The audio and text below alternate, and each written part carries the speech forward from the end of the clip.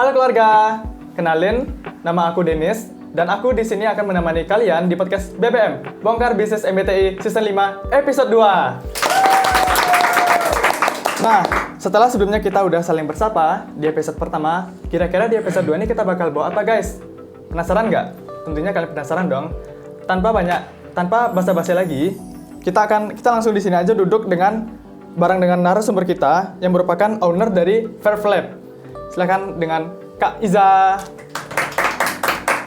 Ini perkenalan ya? Ya, boleh perkenalan dulu.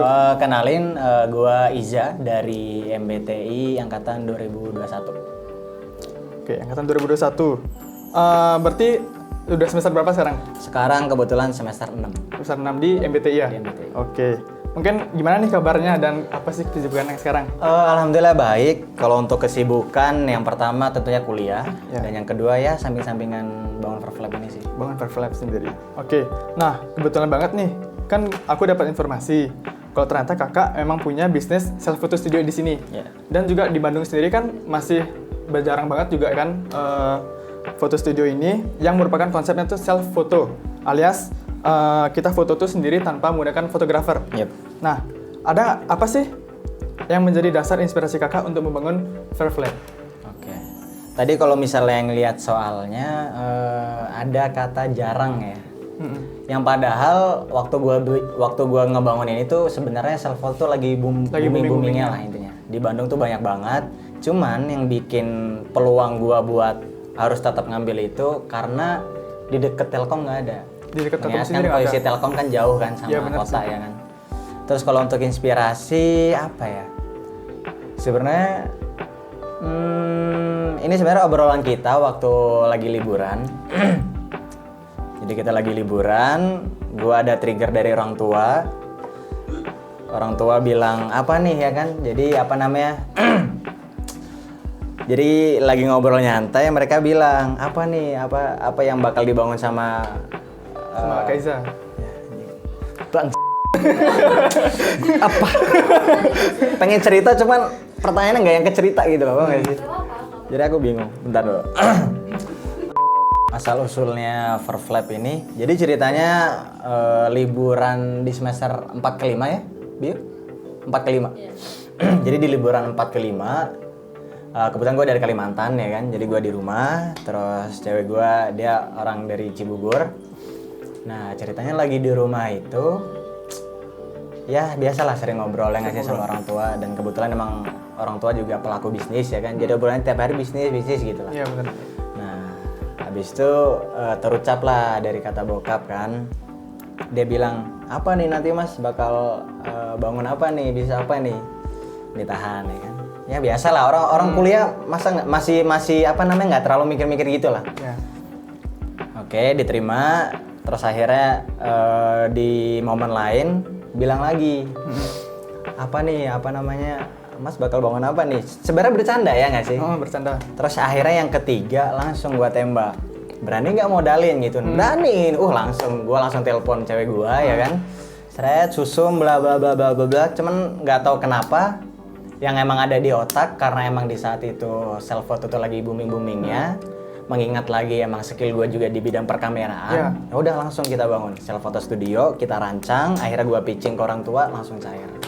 Secepat itu ya jadinya? Ya cepat banget itu, cepat banget. Oke, berarti berdirinya kapan? Kalau untuk berdirinya tanggal 1 Oktober 1 Oktober tahun 2000? tahun 2023. Berarti baru tahun kemarin kan? Yap. Wow, cepet banget. Iya, keren. Dan mungkin kok misalnya dari Verflap sendiri itu artinya apa? Oke, arti dari Verflap. Lo sendiri tahu nggak artinya Verflap? Kurang. Tahu ya? Oke, Verf itu artinya semangat dari bahasa Inggris. Terus untuk lab sendiri ya biasalah lab yang kita ketahui ya. Ya. Jadi harapannya dari nama Verflap ini itu adalah tempat di mana kita terus inovasi dan meracik segala sesuatu hingga menghasilkan output. Ya itu aja sih. Oke. Wow, itu memang filosofinya bagus sih Yap. buat di bisnis, apalagi di dunia perkameraan kan. Yap, setuju. Oke, mungkin apa aja sih jasa layanan yang ditawari oleh Verflap? Jasa dari Verflap. Oke, yang pertama jasa utamanya itu self photo ya nggak sih? Iya. Terus kita juga ada foto produk, kita juga ada photoshoot model, kita juga ada video company, kita ada pas foto, kita ada sebenarnya banyak banget. Pokoknya segala servisan perkameraan insya Allah kita sedia. Dan alhamdulillahnya di tahun ini ada tambahan servis yaitu foto booth. Oke, berarti di Fair Lab sendiri kan berarti nggak cuma di self photo studio aja, namun kakak sendiri juga menawarkan jasa-jasa yang lainnya. Dan mungkin di tempat-tempat lain juga nggak ada semua itu sih. Setuju banget, dan itu mungkin bisa dibilang strategi gua untuk ya para rival-rivalnya lah. Soalnya kalau rival itu kan biasanya self foto, ya udah self foto aja, foto produk aja gitu. Ya sebenarnya ada plus minusnya sih. Sebenarnya ada plus minusnya. Oke, mungkin tadi kan kakak juga sempat bilang kalau misalnya kakak tuh kan nge-pitching nih sama orang tua tentang idenya kakak kan. Nah mungkin dari sana tuh ada nggak sih kakak tuh yang punya kendala, maksudnya kayak ada yang menentang nggak sih teman-temannya kakak mungkin gitu? Kalau untuk yang menentang, karena emang prosesnya itu cepat banget dari adanya ide, terus kita ada proses pitching, itu kita apa ya? Gue cuma ngobrol sama cewek gue doang, berdua doang, dan kebetulan sampai launching pun kita nggak ngasih tahu siapa-siapa. Jadi kalau ditanya siapa nantang kayaknya nggak ada ya nggak sih? Terus kalau misalnya dari pihak orang tuanya, entah ya mereka kayak senang aja gitu, ya nggak sih? Soalnya karena gue juga belajar di MBTI, kalau kita ngebangun bisnis tuh ada juga tahapannya, kita harus pitching dulu ya nggak sih? Ya, benar. Dan gue pengen profesional juga, walaupun mereka orang tua sendiri, modal juga sendiri, cuman nggak tahu pengen ngaplikasiin segala hal yang emang udah gue dapat. Ya, akhirnya gue pitching, serius, gue presentasi, mereka dengerin, dan alhamdulillahnya mereka senang dengerin. Berarti dari teori-teori dari kuliah sendiri, itu malah membuat kakak tuh lebih profesional juga dalam bisnis kan? Setuju. Dan orang tua juga jadinya lebih percaya juga sama kakaknya sendiri. Wah, berarti emang pendidikan tuh emang sepenting itu kan? Ya, alhamdulillah. Oke. Mungkin kok misalnya pertanyaan ini nih, menurut kakak kuliah itu penting nggak? Kuliah penting apa enggak? Susah sih sebenarnya ya. Susah kenapa? Nggak susah sih. Sebenarnya itu tuh sesimpel balik lagi ke masing-masing. Sebisa apa orang yang ngejalanin itu ngemaksimalin hal itu. Soalnya kalau misalnya dibilang penting, kalau misalnya orang balik lagi ke orangnya juga nggak niat atau apa ya, nggak jadi penting. Ya nggak sih? Nggak ada artinya juga. Mau dibilang nggak penting, banyak juga orang-orang yang ngemaksimalin itu dan ada hasil. Sebenarnya itu yang masih fleksibel lah. Balik lagi ke orang-orangnya. Cuma kalau untuk melihat dunia kerja yang sekarang, kuliah tuh udah yang kayak base banget, basic dasar. Kalau misalnya perusahaan pengen ngerekrut orang, ya minimal orang kuliahan, ya nggak sih? Nah baru nanti setelahnya untuk masalah pengalaman atau skillnya, nah itu lain hal sebagainya lah. Oke. Nah mungkin selama kakak menjalani di bisnis Fair Lab sendiri tuh, ada nggak sih cerita-cerita mungkin yang menarik di balik layar? Yang menarik, kalau kalian tahu, Oktober, November, Desember, ya 6 bulan lebih lah ya. Itu kita cuman berdua doang. Gua sama partner gua sendiri berdua buat ngebangun ini sampai batasnya tadi malam kita baru ada first meet tim Fair Lab yang baru. Oke, berarti selama kakak menjalani 6 bulan kemarin itu cuma berdua aja dong? Murni berdua. Ya. Terus akhirnya kakak bisa ngerekrut tim juga artinya kan? Ya, alhamdulillah. Oke, berarti sekarang berapa timnya? Sekarang total ada 7 orang. Ada 7 orang. Wow. Ya itu bagus banget buat menambah lapangan pekerjaan buat orang juga kan? Ya, alhamdulillah lah. Bener. Mungkin kok misalnya selain dari Fair Lab sendiri, kakak ada bisnis lain nggak? Kalau bisnis lain, sebenarnya gue sendiri bukan tipe yang ngebangun bisnis ya. Tapi gue sendiri itu, gue dari maba itu udah jadi freelance kebetulan. Walaupun waktu itu emang zamannya COVID, cuman gue pengen ngusahain buat datang dulu ke Bandung. Dan gue freelance-nya apa ya tentunya ke perkameraan. Waktu itu pernah ke bidang otomotif, ke permotoran, terus akhirnya pelan-pelan karena produk dan ke ya photoshoot lah. Sampai akhirnya ya Fair Lab ini yang mungkin bisnisnya sesungguhnya. Karena apa? Karena ada bentukan fisiknya, terus segala teori perbisnisan bisa gua implementasiin di sini, benar. Iya, benar. Mungkin dari tempatnya sendiri Fair Lab ini kan dekat dengan Telkom. Dan di sini juga tempatnya agak masuk dan di perumahan juga. Dan di sini aku lihat juga ada tempat kopi kan namanya Kisah Hati. Itu kakak kerjasama apa gimana? Itu gua kebetulan ngontrak. Gua ngontrak. Sebenarnya tempat awalnya bukan di sini. Jadi ada emang kafe kafe gede juga, Oh, ya? dan dia juga lebih dekat sama Telkom. Gue pengen kerja sama, ternyata ownernya masih sayang ngelepas ruangan di situ. Oh, iya, iya. Dan walaupun emang dia mau ngelepas, dia cuma ngasih waktu 2 bulan. 2 bulan kan cuman kita ngobrak-ngabrik doang, Iya ya kan, sih. renov doang ya nggak sih. Terus gue bilang ke Biu, cewek gue sendiri, kebetulan waktu itu gue masih di Kalimantan ya. Waktu udah nggak dapet, waktu udah nggak dapet di kafe yang pertama ya, yang di otak gue adanya Kisah Hati. Ya udahlah coba Kisah Hati gitu. Ngobrol sama owner teh, dia mau ya udah, gue pakai tempat. Oh, berarti malahan sebelum di Kisah Hati, kakak tuh ada tempat lain lagi malah. Ada rencana. Oh, rencananya. Rencana, Oke. iya. Habis itu karena apa itu kontraknya juga kecil, Iya. singkat, akhirnya kakak coba di Kisah Hati. Yep. Oke, siap. Nah, mungkin boleh diceritain nggak sih kak, gimana cara kakak itu memastikan kalau misalnya customer kakak itu lebih puas foto di sini? Memastikan mereka puas. Oke. Tentunya yang pertama dengan harga ya. Dengan harga. Harganya kalau gue lihat dan gue survei juga sebelum ngebangun ini, sebelum menentukan harga, itu kita harga yang terjangkau. Harga yang terjangkau. Kalau mau dicek, insya Allah ya sok aja ya nggak sih. Insya Allah Froflap ini harga yang paling ya mahasiswa banget lah. Itu yang pertama, harga. Yang kedua, kita memaksimalkan output sebaik mungkin. Betul, baik mungkin. Jadi printernya, segala perkameraannya, bahkan teknik foto yang gua miliki itu gua pengen all out semuanya di situ sampai menghasilkan output yang bagus lah. Ya mungkin itu sih.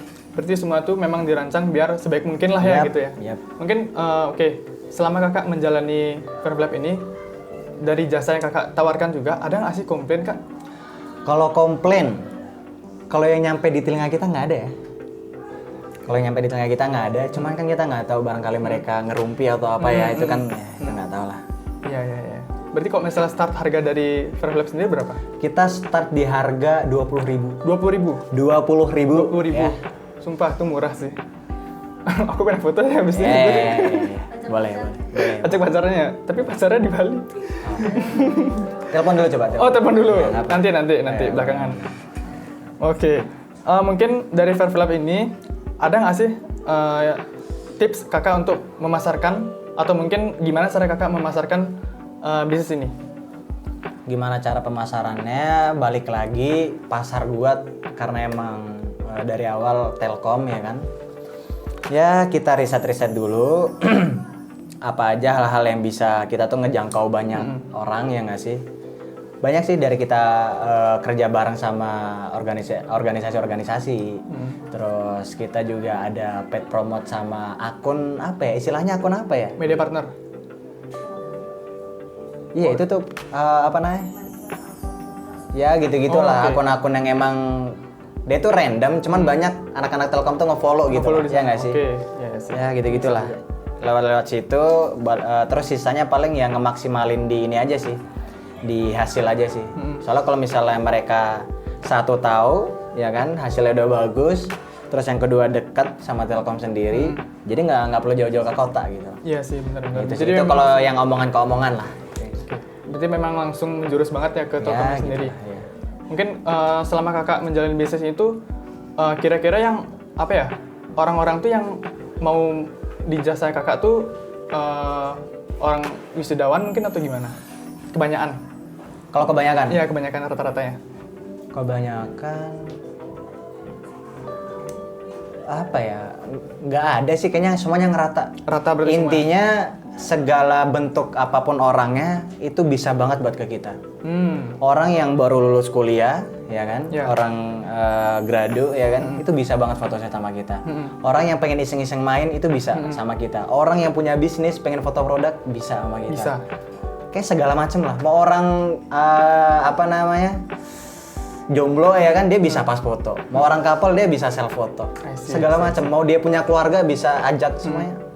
Tadi Ya kan itulah enaknya perkameraan lah. Oke. Tadi kan juga sempat ngebahas tentang foto produk. Ya. Nah, kok misalnya dari foto produknya sendiri itu kakak yang membuat konsepnya atau orang pihak keduanya yang buat konsep? Sebenarnya balik lagi ya, masalah konsep itu kan itu menentukan apa ya, nilai-nilai brandnya sendiri ya nggak sih. Dan itu kan yang paling tahu kan si ownernya, Si ownernya. ya nggak sih. Jadi itu menyesuaikan. Jadi stepnya itu pastinya kita bakal tanya maunya nilai-nilai apa yang ditunjukin dari foto produk ini. Ya. Nah nanti secara teknikalnya baru gue yang ngasih saran. Ah, iya. Jadi ya collaborate lah. Oke, collaborate. Ya. Oke. Apa sih momen berkesan kakak di Perflap? Momen berkesan. Oh, kisah hati. Apa ya? Momen berkesan. Oke. Iya, sebenarnya kalau kalian tahu lokasi Overflap itu kan ada di Cafe Kisah Hati. Dan by the way, Kisah Hati ini adalah tempat pertama kita itu gua sama cewek gua itu ngobrol. Dan ngobrol di sini ngobrol yang inten ya. Jadi apa namanya? Kita adalah dipertemukan suatu organisasi bla bla bla bla bla. Sampai kita ada ngadain acara di Kisah Hati. Dan entah nggak tahu apa triggernya ya kan, yang sebelumnya kita nggak pernah ngobrol atau apa, just orang asing aja. Ya di titik itu kita ngobrol dan itu tempatnya di Kisah Hati. Dan Overflap ini ya di Kisah Hati juga. Sih. Kisah hati. Iya. Kisah percintaan jadinya. Iya, masuk juga ya. Awal Kisah Hati. Kisah hati bener. Bener banget. Nanti gua buat filmnya lah. Oke, mungkin di sini kan kakak juga sempat bilang kalau misalnya kakak itu semester 6 sekarang kan? Yap. Benar, berarti angkatan 21. Ya berarti mungkin selama kakak ngejalanin bisnis ini dan juga kakak kuliah kan, itu gimana sih cara kakak tuh bagi waktunya? Time management, karena time management itu kan kayaknya memang sulit banget ya untuk kita semua. Oke. Sebenarnya gua sendiri itu orang yang malas banget belajar. Arti kata belajar di sini yang sistemnya itu ya kayak perkuliahan, sekolah, kita duduk ya nggak sih, terus dengerin itu gue nggak bisa banget. Makanya kalau ditanya time manajemennya antara kuliah sama bisnis, itu sebenarnya emang guanya sendiri dari dulu walaupun sebelum bangun bisnis udah nggak terlalu nggak yang semangat banget gitu loh. Namanya pendidikannya nggak sih. Waktu SMA ya sering tidur di kelas, sekarang pun ya sering tidur gitu loh. Jadi ya sebenarnya jujur aja apa ya, sebenarnya nggak yang bagus time manajemen gue juga, ya nggak sih, nggak yang bagus. Cuman ya selagi emang nggak yang over ya masih aman lah. Berarti diimbangin ya antara belajar sama di bisnis. Iya itu. Ya, karena mungkin kalau misalnya dari belajar sendiri kan kita juga nggak full banget kan di kuliah. Apalagi di semester 6 mungkin kakaknya mau magang ya jatuhnya? Iya, nanti liburan magang. Berarti magang di daerah Bandung juga? Rencana nanti di Jakarta. Di Jakarta. Ya. Terus kalau misalnya kakak ke Jakarta, yang di sini siapa? Nah, mengingat sebenarnya plan gue itu nanti setelah gue lulus, gue pengen Overflap ini udah autopilot. Autopilot. Nah, step-step yang udah gue lakuin sejauh ini, ya mungkin dimulai udah berapa minggu yang lalu, sampai akhirnya ya udah semalam itu adalah first meet tim, ya nggak sih? Jadi ngebangun tim pelan-pelan, kita lihat gimana dulu bentukannya Overflap kalau ada tim, ya nggak sih? Sebenarnya pelan-pelan ya nyampe nanti akhirnya ya barangkali nanti apa namanya waktu nanti magang kan udah ada tim juga kan. Sebenarnya itu kan yang jangka pendeknya ya, magang kan cuma ditinggal berapa bulan lah, ya nggak sih? Cuma nanti kalau untuk habis kuliah ya insya Allah kita bakal udah autopilot, semuanya udah ada. Jadi barangkali emang gua ada ide lain untuk bisnis lain, ya nanti bakal gua lakuin. Oke. Mungkin ada target lain nggak sih kak? Selain kakak tuh yang pengen autopilot si Overflap, mungkin kayak kakak pengen nambah cabang atau gimana gitu? Target apa ya? Sekarang gini, dari logo Overflap, lu udah tahu logo Overflap? Kelihatan kan ya? Kira-kira ada unsur perkameran atau studio nggak? Sebenarnya kok misal dari nama Overflap sendiri enggak malahan. Kalau nama ya. Oke. Sekarang dari logo type-nya, logo ya, logonya lah. Ada nggak? Ada sih, ada. Apa? Dari mana ya ada? Dari mana? Coba dari mana? Tapi nggak ada sih ya? Nggak ada ya? Mungkin dari ini sih, dari logo kotaknya itu. Logo kotaknya? Iya, yang di atas itu. Ya. Sebenarnya itu inilah ya. Penting nyari-nyari nggak jelas lah ya. Oke, kalau dari logo, jujur aja kebanyakan orang, ya mungkin lu boleh bilang itu ada unsur atau enggaknya ya kan. Cuma kalau kebanyakan orang itu nggak ngeh kalau misalnya Overflap terus ngeliat logonya ternyata itu foto studio, ya nggak sih? Itu sebenarnya disengaja. Gua bilang ke teman gua sendiri, kebetulan dia di cafe ya nggak sih, dia di cafe dan gua suruh buat logo. Pokoknya gimana caranya dari logo itu nggak ada unsur perkameran atau studio. Nggak ada unsur Nah, balik lagi ke pertanyaan apa pencapaian yang apa tadi? target ya kan. Ya, target lain. Sebenarnya gue ngebangun Furf Lab ini bukan sebatas self photo studio, tapi gue nanti goalsnya pengen Furf Lab ini jadi suatu media yang gede, punya program kerja.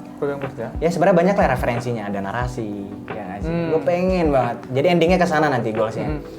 Terus kenapa harus sekarang self photo studio? Ya yang ada di otak gua, gimana caranya ruangan ini bisa kepake dan ngasilin uang, yaitu dari self photo studio, ya nggak sih? Makanya ada jasa lain, ada foto produk, foto apa, ya nggak sih? Ya itu sih, gue pengen jadiin media. Ya itulah, pengen jadi media aja ini. Dari media, oke. Mungkin pertanyaan terakhir nih, hal apa sih yang paling penting dan harus diperhatikan saat kita mau mulai bisnis? Oke. Ini sesuai dengan pengalaman gua.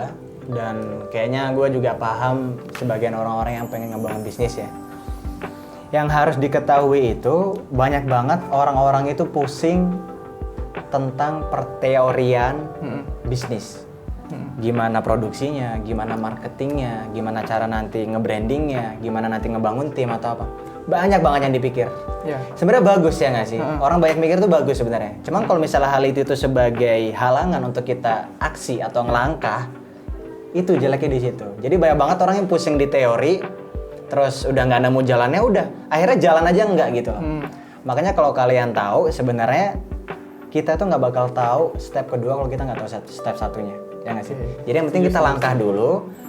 Udah sebenarnya teori itu tuh udah nggak yang terlalu gimana sih, ya nggak sih? Pokoknya anggap teori tuh 30-40% aja. Sisanya aksi, pengalaman, udah gitu aja. Sisanya berarti memang lebih penting di aksi dan pengalaman ya? Itu aja. Oke. Mulai aja dulu sih. Mulai aja dulu. Berarti itu kayak tagline ini ya, Gojek. Ya, mulai aja dulu. Mulai aja dulu. Bener. Siap. Sumpah ini emang Kak Iza emang keren banget sih. Kakak juga semester 6 udah bisa punya bisnis dan semua orang juga nggak bisa buat ngejalanin bisnis kan. Apalagi dengan tekadnya kakak sendiri, komitmen itu bisa berhasil sampai di saat ini juga. Ya, alhamdulillah. Oke, mungkin aku berterima kasih banyak kesempatannya buat Kak Iza. Aku harap juga ini bisa menjadi sebuah inspirasi bagi kita semua ya. Dari cerita-ceritanya Kak Iza. Ini nggak boleh nambah saran untuk orang-orang yang mau ngebangun bisnis? Boleh, kasih saran. Gua mungkin sarannya lebih ngarahnya untuk mahasiswa ya, untuk mahasiswa atau bahkan dia yang di luar MBTI sendiri. Jadi nanti itu gambarannya, kita kalau udah lulus itu kita bakal nemuin rival yang banyak banget. Yang pertama nih, kita lulus, kalau sekelas kita lulus semua, itu rival kita ada 30-40 orang. Itu pertama. Yang kedua, satu angkatan.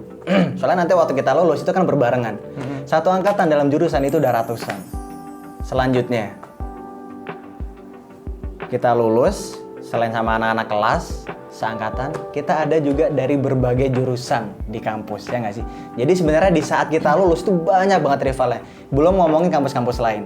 Nah makanya saran gue sendiri, atau mungkin ini untuk orang-orang yang sebenarnya dia tuh orangnya bisnis cuma belum memulai sampai sekarang, ya nggak sih? Gue saranin lu mulai dari sekarang. Kenapanya? Nanti di saat nanti kalian berhadapan dengan rival-rival itu orang-orang tuh jor-joran nilai pengalaman organisasi ini itu. Kalian udah nggak usah mikirin itu, apalagi untuk kalian-kalian yang rada-rada malas, cuma sebenarnya otaknya tuh jenius, ya nggak sih? Kreatif ya juga, otaknya bebas, explore. Kalian bangun sesuatu dari sekarang. Jadi nanti gambarnya gini kalau udah ngebangun. Orang-orang sibuk nilainya ya kan A, B, C, ya nggak sih? Tinggi, pendek, ya gitu-gitulah. Waktu perusahaan tahu, kalian cuma nunjukin, nih gue udah ngebangun ini, itu gue yakin bisa jadi senjata yang paling kuat lah untuk orang-orang yang udahlah. Banyak banget sekarang perusahaan-perusahaan yang emang dia nggak peduli sama nilai, dia itu lebih fokus pengalaman lu apa, lu bisa apa, udah sesuai itu, dan gaji pun menyesuaikan itu gitu loh. Apalagi kalau misalnya lu udah berani berhasil bahkan ngebangun sesuatu gitu loh. Soalnya kalau lu udah yang ngebangun bisnis, hitungannya lu bagian apapun bisa gitu loh. Lu bagian manajemennya bahkan, ya nggak sih? Lu minimalnya marketingnya bisa, lu minimalnya bagian produksinya bisa, dan apapun bisa. Jadi saran gua, bangun sesuatu dari sekarang yang dimana teman-teman kalian yang sekarang itu masih belum nyampe buat mikir ke sana gitu lah. Ya gitu sih saran gua. Ya, wow, tepuk tangan dulu ya. Anjir. Oke deh, mungkin kalian udah dengar dari closing dari Kak Iza, dan mungkin ini closing dari gua. Mungkin teman-teman yang mau ke Fairflap untuk foto-foto studio, mungkin bersama dengan sahabat-sahabatnya, bersama dengan circle-nya, atau mungkin sama pasangan kalian. Nah, booking aja guys ke Instagramnya fairflap.official. Tepuk tangan sekali. Oke, sekian dari gua Dennis. Thanks for watching. Jangan lupa untuk like, comment, share, dan subscribe di channel Hima MBTI. Bye-bye guys. Fairflap, live to the end.